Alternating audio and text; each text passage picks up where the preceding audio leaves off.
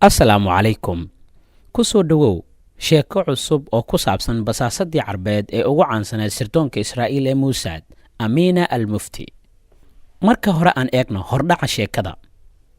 marmar ayaa uu sirdoonka israa'iil ku guulaystaa inuu helo basaasiin carbeed oo uga dhex shaqeeya dalalka iyo dadyowga carabta ah, gaar ahaan falastiiniyiinta oo ay xog joogta ay uga baahan yihiin iyo dalalka ku xiran sida masar, suuriya, urdun iyo sidoo kale waddamo kale oo carbeed.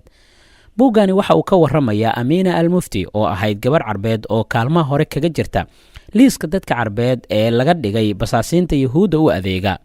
waa noloshii qoyskeeda iyo koritaankii carruurnimo, xidhiirkii jecel ee cadaawadda koowaad uga abuuray carabta, jidkii bilowga ahaa ee amiina ku hoggaamiyey basaasnimada, guurkii yuhuudiga iyo sida ay dhimashadiisii dariiqa ugu jeexday basaasnimadeeda. amiina waxa ay guursatay wiil yahuudi ah, diinta yuhuudda ayay qaadatay, magaceedana waxay u beddeshay ani moshi. waxa ay gashay basaasnimo ka dhan ah falastiiniyiinta oo ay u arkaysay inay tahay argoosi ay kaga argoosanayso wiil falastiini ah oo jacayl carruurnimadeedii kaga baxay, iyo dalka suuriya oo soo riday diyaarad dagaal oo uu waday saygeedii yuhuudiga ahaa. colaadan isbarkan ayaa keentay inay dagaal arxandarro ah ee la gasha falastiiniyiinta. waxa uu buugga soo bandhigayaa xirfadaha iyo tayada sirdoonka falastiiniyiinta, fashilintii basaasnimada iyo xeeladaha yaabka badneed ee loo maray ciqaabtii iyo baaristii lagu ogaaday basaasnimadeeda. amiina almufti waxa ay ka mid ahayd basaasiinta ugu caansan ee ay muusaad ka shaqaalaysiisay carabta. magac fiican iyo soo dhoweynna kala kulantay yuhuudda oo u bogay daacadnimada ay ugu shaqaysay iyo culayska xogaha ay soo xaraysay oo badbaadisay nafo badan oo yuhuudi ah, sababna u noqotay in laga hortago howlgalle ay qaarkood hubaal ahayd inay dhaawac gaarsiin lahaayeen ammaanka israa'iil. waxaanay ku mutaysatay maamuus gaarsiisan in magaceeda lagu daro taallada halyeeyada muusaad lagu qoro. waa dhacdooyin run ah oo qaarkood u dhadhamayaan qaab aanay horey maskaxda u sawiran karin sida ay u dhici karaan arrimo noocaas ahi.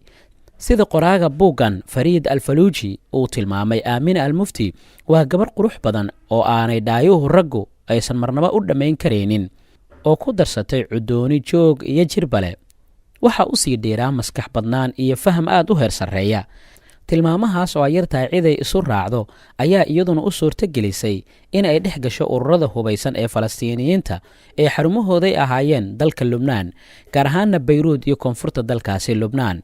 waxay gaartay xafiiska hogaamiyihii falastiiniyiinta yaasir carafaad oo ay ka heshay soo dhoweyn albaabada ay u wada furan yihiin, iyo sidoo kale in la siiyo dukumentiyo rasmi ah oo ay ku dhex mari karto kuna dhexgeli karto falastiiniyiinta iyo hay-adaha kala duwan ee ururada falastiiniyiinta, iyadoo iska dhigaysa sida inay tahay dhakhtar tabaruc ugu yimid wax uqabashada walaalaha dhiban. sheekadani waxay si fiican inoo baraysaa qayb ka mid ah loolanka adag ee u dhexeeya falastiiniyiinta iyo yuhuudda, oo laga yaabo inay dad badan aanay xog sidaasi usii dhaadhacsan aysan ka hayn, marka laga reebay inay og yihiin dad rayid ah oo dhulkoodii la qaatay, kuwaas oo doonaya inay dhagaxtuur ay ku soo ceshadaan xaqooda. waxaa kaloo laga baranayaa duruus la xiriirta cilmi nafsiga iyo shakhsiyadda cajiibka ah ee dadku siday u nuucyo badan yihiin. tusaale ahaan, qoraa fariid alfaluuji waxa uu shakhsiyadda amiina inoo barayaa inay tahay mid yaab badan oo isburinaysa, taasoo inoo caddaynaysa in nafta aadanuhu aanay weligeedba tahay wax in la wada fahmaa ay adag tahay. waana sababta uu ugu hungoobo qofka aan faham ka haysan shakhsiyadda dadka iyo sida ay u adag tahay barashada noocyadeeda, ama in aadamuhu aanu in badan lahayn qofnimo run ah oo loogu soo hagaago, balse ay tahay in wax kastaa laga fisho. buuggaani xiise uma samaynayo keliya dadka xiiseeya sheekooyinka sirdoonka, waxa uu sidoo kaleenta uu macno u samaynayaa dadka jecel sheekooyinka jacaylka iyo arrimaha bulshada. waxay ka qaadan karaan cashiro iyo waaye aragnimo cilmi nafsi ah oo aadanuhu la xidhiirta. haddaba aan gudaha u gudagalno sheekada amiina daa'uud almufti ee magaceeda u beddelatay ani moshe. waxay ku dhalatay mid ka mid a xaafadaha dadka ladani ay degaan ee magaalada cammaan, caasimadda dalka urdun, sannadkii kii. waxa aana waalidkooda ugu wanqalay magaca amiina. aamina daa'uud maxamed almufti qoyskeedu waa muslim, isirkiisu uu ka soo jeedo qowmiyadda sharkiska. awoowayaashood ayaa sannado badan ka hor u haajiray dhulka urdun, oo inta ay la qabsadeen nolosha iyo deegaanka ku dhex milmeen bulshada dadka oo ay meel sare ay ka gaareen siyaasadda iyo dhaqaalahaba. aabbaheed waxa uu ahaa maalqabeen ka ganacsada dahabka, adeerkeed waxa uu ahaa jenaraal ka tirsan ciidamada boqortooyada urdun, hooyadeedna waxa ay ahayd marwo waxbaratay oo 4 luqadood si fiican wax ugu hadli karta. xiriiro aad u adagna waxay la lahayd marwooyinka bulshada dabaqadda sare ah ee dalka Urdun. Waxay ahayd guri dambays qoyska oo ka koobnaa 6 carruur ah oo ay ku jirto 2 hablood ee ka waaweyn xaasley ayay ahaayeen, 3 kalena wiilal ayay ahaayeen. waxay ku koreen koolkoolin ay labadooda waalid ay la hareero taagan yihiin iyo kalgacal ku abuuray qab iyo inay u aragto ruux dhigeeda ka sarreeya. codsigeedu waxa uu ahaa amar, qasriga qoyskeedana waxa ay ka ahayd muraayad la daawado oo qosolkeeda iyo codkeedaba labada waalid ay ku raaxaystaan. waxbarashadii dugsiga sare ee Amiina waxay ula kowsatay gabarnimo buuxda, barwaaqa ku kor dhabankeeda labeen lahayd oo quruxda Rabbi u dhaliyay uu ugu sii daray garaad iyo fariidnimo ruux eray ee isdhaafsadeen naqirayo. laakiin dabeecad aan iyada oo kale laga filaynin ayaa u dheereed. inkastoo aanay gurigeeda dhanna aysan u dhaafin, haddana waxa ay la kacaantay nacayb xaddhaaf ah iyo santaag badan oo ay u hayso dhaqanka qoyskeeda ee dhowrsoon. waxay si joogtaa u yasi jirtay dhaqanka carabta oo ay u arkaysay inuu xidhxidhan yahay. riyada keliya ee ay lahayd iyo sidoo kale hadalhaynteeda ugu badan waxa uu ahaa jacayl iyo dhaqan furfuran. Amiina waxay haasaawo isku barteen wiil asalkiisu Falastiini yahay oo reer Urdun ah.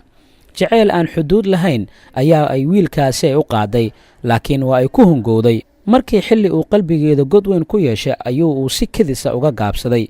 waayihii adkaa ee nafteeda ka soo gaaray caashaqaasi guray waxaa ku sii xumeeya daruufaha ay ku jirtay ee ka dhashay isgedgediga abuurka ah ee kala guurka koritaanka carruurnimada iyo gashaantinimada, iyo sida oo kale marxaladda kala guurka ee u dhexaysay dhaqankii dhowrsoonaa ee lagu soo koriyey iyo nolosha furfuran oo ay ku riyooto iyada.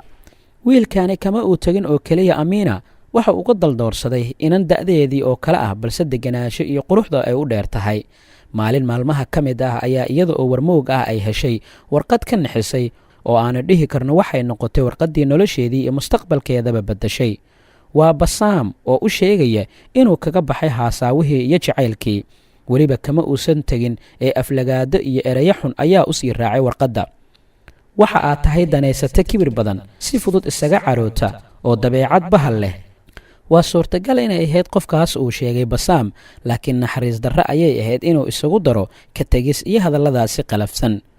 waxa uu farta ugu fiiqay meelaha ay barbaarinteeda ka qaldan tahay iyo sida qaldan ee ay nolosha u fahamsan tahay. Amiina maadaama oo ay wiilkan Basaam jacayl xaddhaaf ay u qabtay, gaabsiga kaga yimi iyo hadallada uu u quurayba waxay ku rideen dhakafaar iyo qaadan waa gelgelay qalbigeedii yaraa. waxaa markiiba ku abuurmay dareen faraya inay aargoosato. walbahaarkii caashaqa ee ku abuurmay iyo murugada ay ka qaaday jacaylkii uu ku wacad furay awgeed ayaa waxay gashay xaalad ay nafteeda iyo nolosheedaba loolan kula jirto. khasaarihii ugu horreeya ee ka dhashay waxa uu galaaftay waxbarashadeedii oo ahayd waxa ugu fiican ee qoyskeeda ay kula dadaalayeen. imtixaankii dhammaysashada dugsiga sare ayaa ay ku soo baxday dhibco aan gaarsiisanayn waxbarashadii jaamacadeed ee ay doonaysay. maadaama oo laga warqabay jaamacadda ay rabtay, ardayda dugsiga iyo dadka ka agdhow oo dhammina waa ay la socdeen doonisteedii waxbarashada.